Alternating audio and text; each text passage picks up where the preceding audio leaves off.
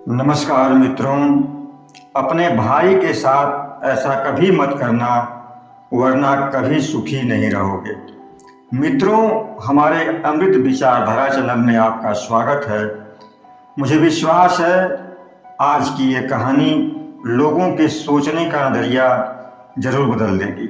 तो आइए शुरू करते हैं कहानी। एक गांव में हरखू नाम का एक किसान रहता था। हरखू के पास काफ़ी जमीन जायदाद थी। उसके 3 बच्चे थे। सबसे छोटे बच्चे का नाम उसने चंदू रखा था। चंदू बचपन से एक पैर से अपाहिज पैदा हुआ था। उसका एक पैर बिल्कुल काम नहीं करता था, लेकिन फिर भी हरखू अपने छोटे बच्चे चंदू से बहुत लाड़ प्यार करता था। कभी कभी उसके मन में ईश्वर से शिकायत जरूर होती कि आखिर ईश्वर ने उसके घर में अपाहिज औलाद क्यों पैदा की। कुछ दिन गुजर जाने के बाद जब तीनों बच्चे बड़े हो गए, अचानक एक दिन हरखू दुनिया को छोड़कर चला जाता है।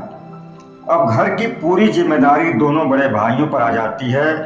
धीरे धीरे दोनों भाइयों ने खेती बाड़ी और घर का पूरा इंतजाम संभाल लिया। छोटे भाई चंदू से कुछ काम नहीं हो पाता क्योंकि वो एक पैर से अपाहिज था। एक दिन दोनों बड़े भाई और उनकी दोनों पत्नियां चारों मिलकर आपस में विचार करने लगे कि आखिर कब तक हम अपने छोटे भाई चंदू का भार अपने सर पर उठाएंगे। हो सकता है कि कभी हमारे सेवा सत्कार में कमी आए तो अपने हिस्से की जमीन जायदाद या गांव में किसी और को दे दे। काफी सोच विचार के बाद चारों ने मिलकर फैसला किया कि क्यों न चंदू को रास्ते से हमेशा के लिए हटा दिया जाए और इसके नाम की जमीन जायदाद हम दोनों भाइयों की हो जाएगी। दोनों बड़े भाइयों ने अपनी पत्नियों को समझाते हुए कहा कि तुम दोनों कल सुबह जब भोजन बनाओगी तो उस भोजन में जहर मिलाकर छोटे भाई चंदू को खिला देना। काम खत्म हो जाएगा और गांव के किसी को पता भी नहीं चलेगा। बगल वाले कमरे में सोया चंदू अपने भाइयों और भाभियों की बातें बड़े ध्यान से सुन रहा था। इन चारों को लगा कि चंदू सो गया है, लेकिन जब चंदू ने अपने दोनों भाइयों और भाभियों के मुंह से ऐसी बातें सुनी तो वह आधी रात को अपनी बैसाखी लेकर चुपचाप घर से निकल पड़ा। कहाँ जाना है उसे नहीं पता। धीरे धीरे चलते हुए अपने मन में सोचता जा रहा है कि इस दुनिया में धन दौलत के आगे रिश्तों का कोई मूल्य नहीं है। शायद इसीलिए तो कहते हैं कि बाप बड़ा ना भैया, सबसे बड़ा रुपैया। काफी दूर निकल जाने के बाद जब सुबह की भोर होने लगी, उसी रास्ते से एक धनी सेठ अपने कारोबार के सिलसिले में कहीं जा रहे थे।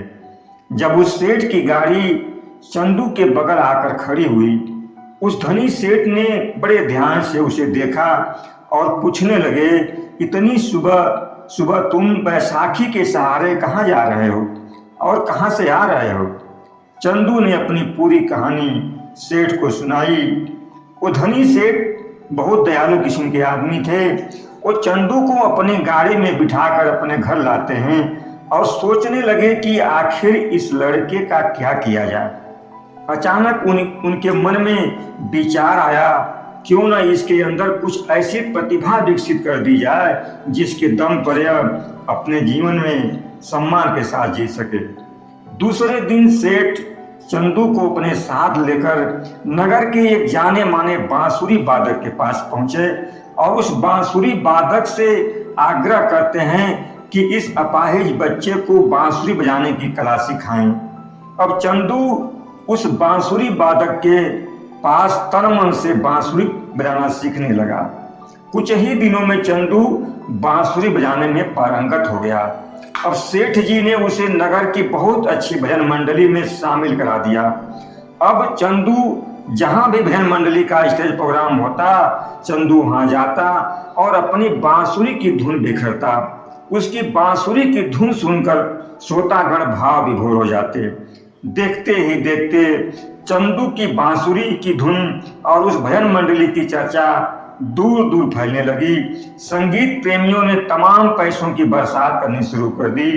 अब चंदू के पास तमाम पैसा ही पैसा आने लगा। उसने नगर में जमीन खरीदकर एक आलीशान घर बनवा लिया। एक संगीत प्रेमी महिला से शादी भी कर ली। अब चंदू के पास किसी भी चीज की कोई कमी नहीं रही। एक दिन उसे अचानक अपने भाइयों की याद आई। वह सोचने लगा कि जिस जमीन जायदाद के लालच में भाइयों ने मुझे अपने रास्ते से हटाना चाहा, क्यों न मैं उस सारी जमीनों को अपने भाइयों के नाम कर दूं। ये सोचकर उसने ढेर सारे रुपए और जमीन के कागजात देकर अपने एक दोस्त को गांव के लिए रवाना किया। गांव आकर मालूम हुआ कि चंदू के दोनों बड़े भाई बड़ी मुसीबत में दिन गुजार रहे थे। बारिश ना होने के कारण खेतों में अनाज नहीं पैदा हुआ, घर में खाने पीने के लाले पड़े हुए थे। और जब चंदू के दोस्त ने रुपयों से भरा थैला पकड़ाया, उस थैले को खोलकर दोनों भाइयों ने देखा तो उसमें ढेर सारे रुपए और जमीनों के कागजात देखकर चौंक गए और उस व्यक्ति से पूछने लगे कि यह सब कुछ तुम्हें किसने देकर भेजा है। उस व्यक्ति ने कहा, यह सब कुछ आपके छोटे भाई चंदू का दिया हुआ है, कृपया आप इसे स्वीकार करें। यह सुनकर दोनों भाइयों के मन में बरसों पुरानी बातें याद आ गईं।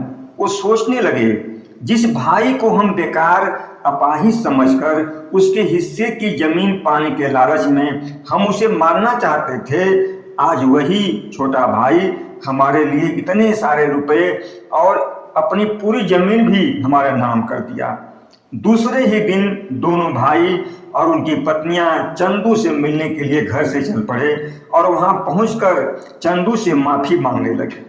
मित्रों, ये कहानी हमें सिखाती है कि हमारे जीवन में प्रकृति द्वारा दी गई नियामतों में अगर किसी चीज को हम इग्नोर कर देते हैं और भविष्य में वही चीज हमारे जीवन में बहुत ज्यादा वैल्यू ऐड कर देती है, तो फिर हम अपने आप को माफ नहीं कर पाते। हमारी आत्मा हमें धिक्कारने लगती है। इसलिए जीवन में प्रकृति द्वारा मिली सभी नियामतों का सम्मान करना सीखें।